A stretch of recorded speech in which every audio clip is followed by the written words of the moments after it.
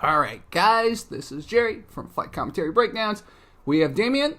Damien is tuning in from Greece, and he is, besides a Wing Chun fighter, he's also a millionaire. In fact, he became a millionaire when he was really young. So, Damien, welcome. Thank you, man, for having me. It's a pleasure, Jerry. I've been watching your channel for a while, and it's a really good thing that we finally got around to talk together and have a discussion. That's cool. So, my question for you is, did you grow up in Greece, or did you grow up kind of all over Europe? Yes, I grew up in Greece. I'm a Greek citizen, and I lived here until I was about 19 years old. From there, at that age, I got into business, and then after a couple of years, I started traveling around a lot and moved to Dubai. Oh, wow. So, are you in Dubai now, or you went back to Greece? I came back to Greece to visit family, and now I'm locked here because of coronavirus. I cannot travel. Oh, man. All right. My question then is, since you grew up in Greece, what made you choose Wing Chun versus Pankration? You know, everyone associates Pankration with Greece. So what made you choose Wing Chun? All right. First of all, I didn't choose Wing Chun. Actually, Wing Chun is something that I discovered recently. About 2 years ago, I started training in it. So let me take you back in time about 7 years. So I'm 24 right now. When I was about 17, I was training in a little-known system called Pangamut. It's basically Taekwondo with some, with a bit of Hapkido and Karate. So, but essentially, it focuses mostly on kicking technique, so it's basically Taekwondo. So I started with that when I was 15 years old because when I was in high school, I was a very scrawny kid, 65 kilograms, soaking wet, very thin, frail. I got bullied a lot. So I wanted to learn something to be able to defend myself. And in the small town I grew up, there weren't many options. And the main school that was there taught Hwalmudo and kickboxing. So I went there. The trainer advised me to start with Hwalmudo, which is basically a soft version of kickboxing. You don't spar, you don't do anything but forms and practice in the air. So I did that for about a year and something, and then I started training in kickboxing. I trained in kickboxing for about 3 months, and that was for the sole purpose of competing in the national championships to win a scholarship for the university. I won the gold medal, but unfortunately I didn't get the scholarship. But at the very least, I developed my fighting abilities a little bit. Anyway, long story short, when I finally got into university, I wasn't able to train kickboxing anymore. I moved to another city, and I started looking up different schools, trying to find a martial arts school to train at. And somehow, by random coincidence, I found a very good Wing Chun teacher. I started training with him, and unfortunately I wasn't able to continue training because back then I didn't have the financial ability to do it. I did odd jobs like distributing flyers on the street for $1 per hour, working as a waiter, and basically I didn't have any money to train. So I gave up martial arts back then, and for 4 years, from 18 to 22, I didn't do any training. And for the past 2 years, I've been training in Wing Chun and a few other styles. I see. So, tell me about that competition you first did. You know, to get the scholarship. How was it? Like, how was the fighting? How was the techniques and everything of the people against you, etc.? It was very difficult. It was a profound experience because I had never fought prior to that. I had been training for 1 year in Hwalmudo and had done no sparring, like, ever. I didn't know what it felt like to be kicked and punched in the face. So I only had 3 months of fighting preparation before the championships. And still, the sparring that we did in school was quite different than the experience of actually going in a ring with somebody who seriously wants to harm you and who goes all out against you. Is very different than the regular Sunday sparring at school. Totally. But somehow maybe by stubbornness, maybe by pure will, I managed to come out of top and won the gold medal. Mm-hmm. I actually, after the contest was over, I couldn't walk for a couple of weeks. I had crutches. Wow. Yeah, my right leg was so damaged by the continuous low kicks. Wow, that's crazy, man. And it seems like I mean, that's such a great experience for anyone to just have that when they were young, right? When their body can take it, and then kind of just no, wow, this is what fighting's like. And it still isn't completely representative of a street fight, but it's close enough. Nope. I've had my fair share of street fights, particularly back then, because I thought I was a hot shot, and like I was, because I used to get bullied and feel very weak. Then that flipped completely, and after I won that championship, I became a little bit more aggressive. It wasn't like I would go and pick fights with random people, but if somebody provoked me, I wouldn't hesitate to start punching them and kicking them. Wow. So I had several fights back then after the championship. And what I also learned was how different that was from fighting in the ring.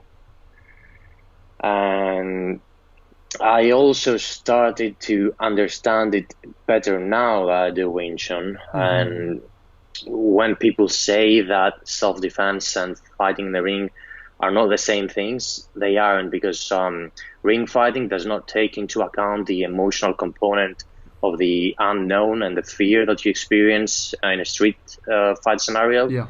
And also various other variables that you cannot account for in a street fight, such as what the terrain is, what clothes you're wearing, what the weather may be like, who may be lurking around the corner, and a lot of other things you cannot anticipate. Exactly. These street fights that you got into briefly when you were after your first kickboxing competition, were there any incidents where, let's say, you got teamed up or you got multiple people hitting you or anything like that?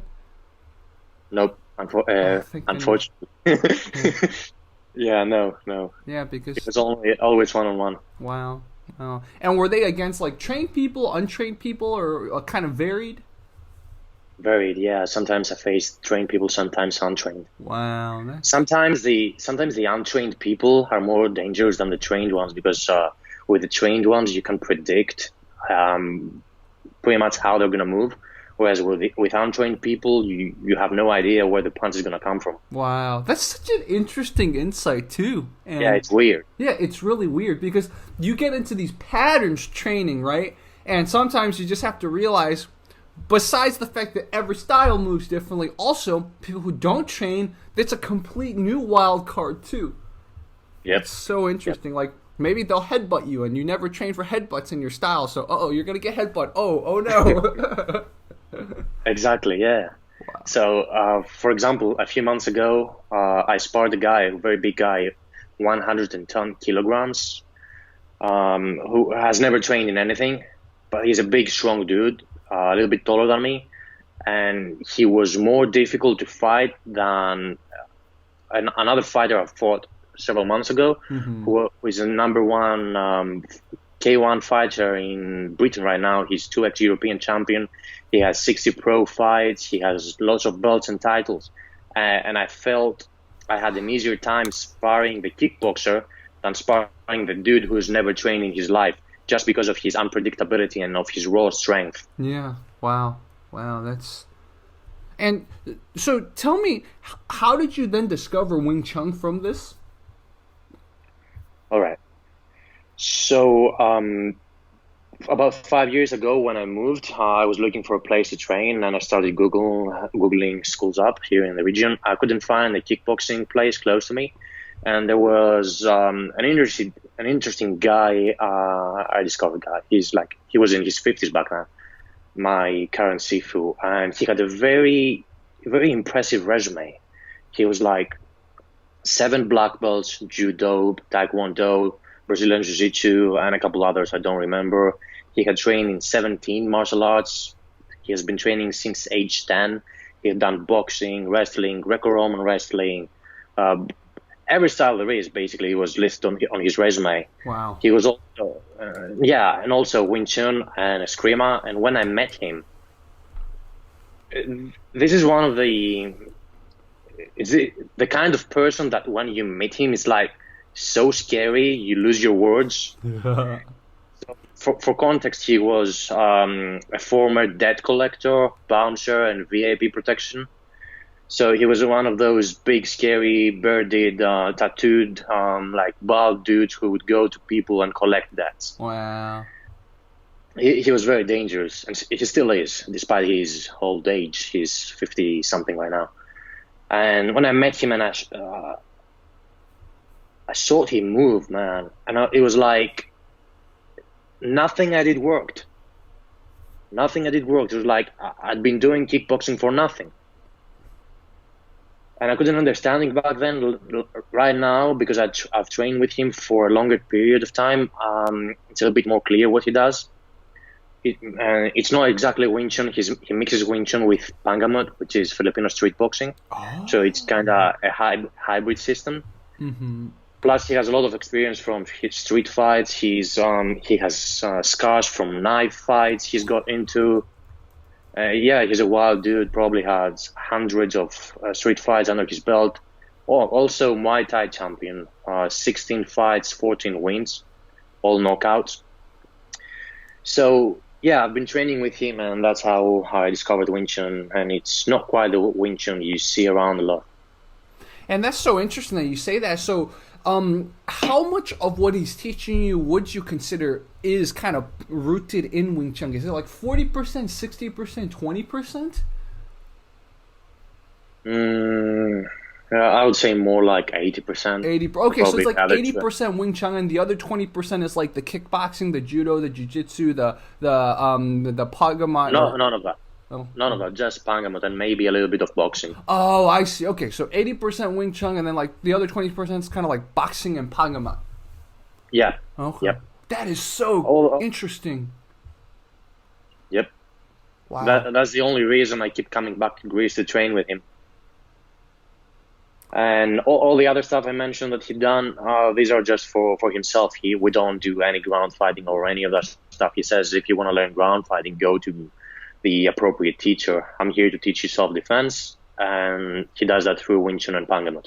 Dude, I love what he said. He's not pretending like he's the best person to teach BJJ or something. He's like, if you want to learn from that specialist, learn from that specialist. I really like that. Yeah, that's the responsible thing to do. Yeah, you can't pretend to be an expert at everything. Yeah. Even if he has a black belt, I mean, he knows things. Several people have come to the school who have quite skilled in Brazilian Jiu-Jitsu and other systems, and he knows how to handle them. So he has that enough experience in other styles so that he can see how they work from within, so he's able to understand them and defend against them. Mm-hmm. And from you and training with him, your shifu, what are some kind of like takeaways about the Wing Chun style? You know, we see all those videos of, fake masters or, hobbyists just getting destroyed. Like, what are some takeaways that you could give advice to them about? Oh, man. I'm probably going to get in trouble for saying this because my sifu doesn't want to say this publicly. Mm-hmm. Although he says it every day at the school. Mm-hmm. So, and this is probably going to piss a lot of Wing Chun people off, but he basically says, I don't say this. So if somebody is angry at him, he can come here and talk to him about it. So he says that pretty much everybody who trains Wing Chun, they are very big geeks and they have no idea about fighting. They're just good at theory and reciting passages from a book or the things that they've heard from their sifus. They have no practical experience whatsoever, and as soon as you put them in a violent encounter, they just crumble like a house of cards because they're fucking geeks. Mm-hmm. Mm-hmm. And that's the problem with it. Mm-hmm. I've heard that told by other shifus too. It's interesting that he says that.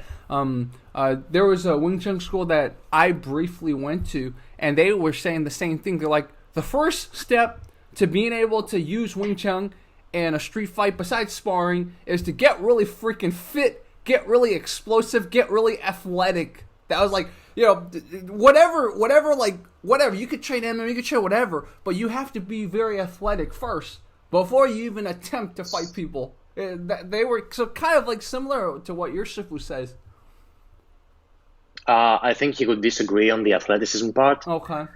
But about everything else, yeah, he would be on the same page with that. Mm-hmm. Yeah. So he would disagree about the athleticism part. So for him, it's not about athleticism per se. It's more about just having that experience, right? Having that like fight mentality. Yeah. Okay. Right. Yeah.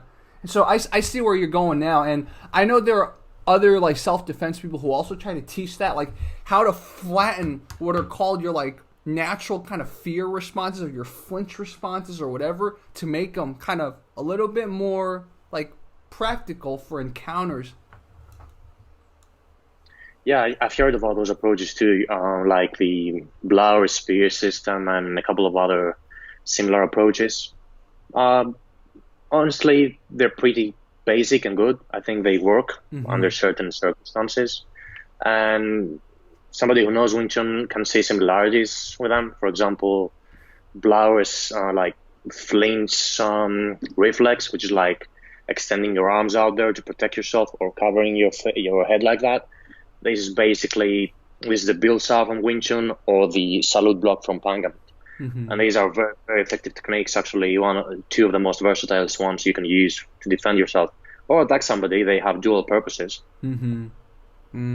So, besides you know the lack of that kind of like that spirit of fighting, when you watch all those Wing Chun people in the videos kind of like test themselves, do you see any like structural problems or functional problems or anything from their sparring or their fight footage?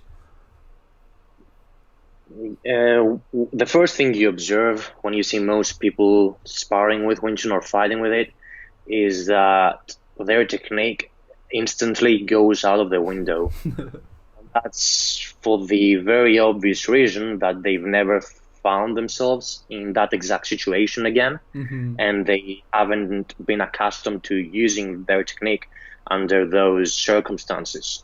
So it's a very different thing to, let's say, for example, do pak-sao punch against somebody who's just feeding you the punch slowly so you can put the technique of it in your muscle memory, and a very different thing to take that to the next level and do it against somebody who does the same punch but with different speed and more explosiveness. And then it's a very different thing to do the same pak-sao punch against somebody who does an attack that you don't know when it's going to come. Let's say, for example, he feints a couple of times and then he throws the punch.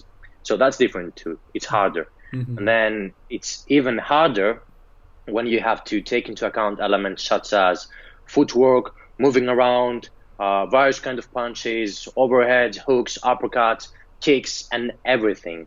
And therefore, you've only trained to do pak-sao punch against a straight punch that is being fed to you to do the technique, and you've never trained to do it against all those other kinds of circumstances. So there is no muscle memory to protect you from them. Yeah, that totally makes sense. It's a matter of training. Yeah, it's a matter of training, and it's a matter of cross-training too. Like spar with boxers, spar with kickboxers, spar with karate people, spar with taekwondo people, etc. Absolutely, yeah, you're right. You have to test your Wing Chun against other stylists too, because each different style is gonna help you train different attributes. Like with the guy I told you about who had never trained martial arts in his life, that guy helped me prepare for somebody else like him in the future, because up until this point that I sparred with him, I had never faced anybody who moved like him. I mean, I had fought people in the past in the streets, but nobody as big as him, because back then I was also a smaller dude. I was like 65 kilograms, so I would take up people approximately the same size as me. But another dude was like 6'3" and 10 kilograms, whatever he was. Wow. Yeah, that's a pretty scary kind of person to take on in general. Just like being able to experience that and just having at least some precedence of well, okay, I took on a person like that before. I didn't get completely destroyed. That'll help you too, because if you go into a match defeated, you're gonna probably get defeated too. Yeah, you can lose the battle in your mind Yeah, if you are too scared about what the other person is going to do to you. Um, you will just your mind will go in panic mode. yeah, You will only think about what could go wrong yeah, instead of what could go right. exactly. If you've faced it before, it's far easier to respond to it. Yeah, totally, totally. Wow, that's so cool. So, what is your plan now with kind of your kickboxing, your Wing Chun, your Mm. Pangamut training? Honestly, I don't know. Mm-hmm. I've been having this dilemma for months now because I became an entrepreneur at age 19, and I had been doing that for 4 years consistently. I have had a lot of success with it, and then my passion about martial arts was reignited, and I started focusing on that more. And I'm in between those two things I really love, and I would like to fight professionally, but I know that if I focus purely on fighting, then the all my businesses would take a big hit. Yeah, And apart from that, even if I want to do it, because I'm the kind of guy who's quite a perfectionist, and if I'm gonna do it, I'm gonna go for a world title. I'm not gonna just go to do it for the experience. mm-hmm. So I will have to sideline everything else. And what I'm thinking is that how am I gonna compete against people who who come from a place where they really need that money, and they compete because they have to put food on the table, Yeah, and compete because they really need to get out of poverty. yeah, And winning or losing that fight is going to determine their whole lives. How am I going to compete with them when I don't have the same drive, because my life is very good? I'm traveling all over the world. I'm popping champagnes in Mykonos. I don't have the same animalistic instinct inside me yeah, yeah. to get to the very top. And I think it's very smart of you to realize that, because like it's a different type of mentality. The people who like that's just their life, right? They don't have something Yes. else going. Like even me, like I got great brands going on. I have to think about that too. I don't want to get hurt too much. I don't want to spar people too much who are just different in kind of how they think about life, because they're in it to like, oh, I gotta win, I gotta hurt, etc. I'm in it like I want to have fun, kind of like with you. Like I want to learn, I want to have fun. So it's Right. very smart that you're thinking about that. Yeah, man, you have to take it into account, because it's not enough to be a fighter. And actually, if you're a thinking fighter, you're gonna get far further ahead than people who are just total knuckleheads, right? Who cannot exercise critical thinking and put logic behind their decisions. Yeah. So I don't know what's gonna happen. Maybe I just started training Brazilian Jiu-Jitsu, and maybe in 4 or 5 years I'd like to compete when I'm more well-rounded. Mm-hmm. But for now, it's just amateur preparation. I want to be able to protect myself if something happens when I'm, I don't know, walking around. Yeah, basically for self-defense primarily. I see. So we could talk a little bit about your business too. What do you do? Kind of, what is your business? How did that get started? All right, so right now I have 7 different businesses. One of them is a modeling agency in Miami, and I'm focusing on growing that at the moment. But when I got started at age 19, basically I started a digital business that focused on selling services online. We specialized in e-commerce and copywriting, and we basically grew that to be the world's largest consulting firm for Amazon sellers in the world. We had over 10,000 clients from over 100 countries, and it got really big. But then I realized I wasn't the person who wanted to sit at home all day or even go to an office and manage an army of 50 or a team of 50 people. I didn't want to do that. I wanted to have more freedom, travel the world, be location independent. So I exited that business and focused on something that was more lifestyle oriented. Mm-hmm. I see. And that's what you're doing now, right? I see all your travel pictures and stuff. They look awesome. Thank you, man. Makes sense. And so I guess when you exited out of the Amazon consulting gig, you made a lot of money from that, right? I'm not at liberty to disclose. Okay, that's fine. That's fine. You may assume whatever you want. Sure, because you're a self-made millionaire, and so it's pretty cool. And I'm sure people probably would want to pay you money in the future to kind of learn more about your story, right? So that's something that I guess we'll have people contact you if they want to learn more about that. Yeah. Well, basically, when I started in business a few years ago, I started writing a blog. It's called dareandconquer.com, and I've shared quite a big part of my journey there. Mm-hmm. And it's all just free articles detailing my mentality, how I did it, business advice, and also on Twitter. Mm-hmm. I share tips and advice every day, so anyone who follows me there can get the whole deal for free. Oh, that's awesome. So for audience members, what is the blog called? Dareandconquer.com. Dare and Conquer. Dare and Conquer. There it is. I see it. Blazing your own path, right? Yeah. Dude, that is... I didn't know you had this website. That's pretty cool. Okay, I'll share this with audience members in the description and stuff like that. Thank you, man. That's awesome. So, guys, this was Damien. Damien, please keep us posted about your journey. It's really cool that I finally got to talk to you because, before this, I didn't know that your teacher is kind of, he's not just pure Wing Chun. He's kind of like hybridizing it to, you could say, potentially making it more practical or making it more combat-oriented or more self-defense-oriented, which is awesome. Honestly, I think it's more practical. Mm-hmm. It's not like... I know this sounds like I'm trying to, make my teacher look good, mm-hmm. but I've trained with people all over the world. I traveled to Miami to train with U.S. Special Forces. I've trained with SWAT teams. I've trained with various teachers. I've done Silat with a guy who trained the U.S. Marshals, and honestly, I haven't found any kind of Wing Chun or any kind of martial arts in general that closely resembles what I'm learning from my Sifu. And probably he's the type of guy that's 1 in a million to have this kind of resume and experience, and I just got very lucky at finding him. Yeah. So I don't know how indicative of the general state of Wing Chun my particular experience is.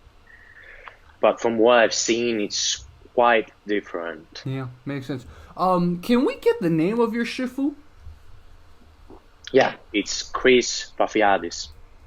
He was trained by Grandmaster William Chung. Oh, okay. He's got a Greek last name. Yeah. Afiadis? Yeah, let me type it for you. Okay, yeah, please. That way I can give it to audiences too. It's like audience members watching from Fight Commentary Breakdowns. It's really cool to see how Chinese martial arts have spread all over the world, man. It's really, really cool, and that's one thing I really want to show more on this channel. I show so much Chinese martial arts, right? I kind of want to show this type of stuff too, how it's kind of spread all over the world. I think you should do that too. It would be very interesting, man. And honestly, I think the Chinese were geniuses in terms of what they did with martial arts, probably more so than anybody else. Mm-hmm. Even though with the passage of time, some stuff has been diluted a little bit and it's become maybe commercialized, maybe it's hidden in mysticism, but there is a lot of gems hidden in Chinese martial arts. Totally. And I think for all of us, we'll just slowly rediscover that stuff as we keep going on this journey together. Yeah, hopefully. And it's a good thing that we have the internet now and everything has started to become more transparent. Exactly. Now, that in your hand, that's a karambit, right? Yep. Okay. Yep. And do you guys train that at your current martial art, or have you trained it in the past? Yeah, we train that because, like I said, my Sifu also teaches eskrima, stick fighting, knife fighting, and Pangamut, which is Mm-hmm. the Filipino boxing aspect of eskrima.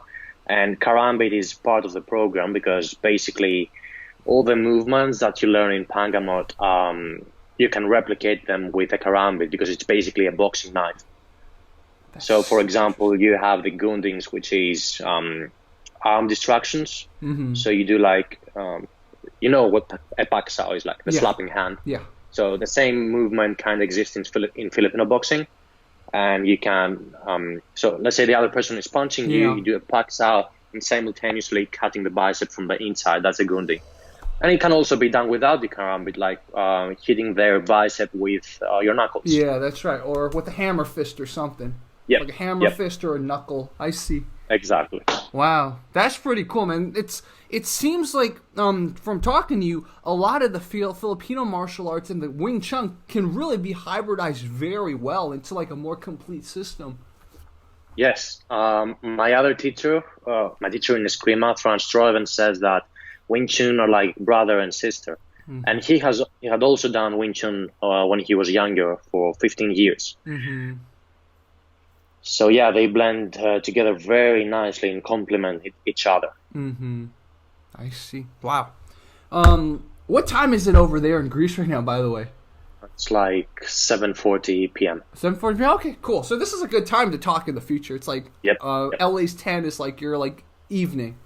So guys, let's have Damian back, especially as he continues on this martial arts journey. I will link all the social media in the description and the link comments, etc. So if you have any questions about martial arts or about his business, about if you want to get rich and stuff, you can contact him. Just courtesy to everyone that's on my channel, guys. If you guys have criticisms, try to be logical about it. Try to like actually critique. Don't just toss insults, please. When I bring guests on, I can't guarantee that the audience will be nice, but let's just at least ask the audience to be nice. You know how it is. And I'm sure this was a great interview. I mean, I learned a lot from this. So audience members, please reflect and then, contribute what you can. Thank you, man. It was really good talking to you. I appreciate you having me on. And by the way, if anybody wants to watch any sparring videos of Wing Chun in action, they can find them in my new channel. It's called Prosa Combat, and I will be uploading there a lot in the future. Okay, awesome. Right now, there are only 2 videos out there, fighting the #1 K1 kickboxer like I talked to you about, and also a boxer. Cool. It's called Pros at Combat. Prosa Combat. Oh, that's the channel I think you sent me before, right? Probably. Prosa Combat. That's your. Okay, Prosa Combat. I'm gonna look this up right now. Yeah, I think this is the Send you the channel you link. sent me before. That's right. Here it is. Cool. Yeah, so I will have that link too. All right, man. Awesome. Guys, thank you so much. I'm gonna sign out now, but Damien, we can keep talking for a little bit after I stop recording. But for everyone, this was Yes. Damien Prosa, Fight Commentary Breakdowns out.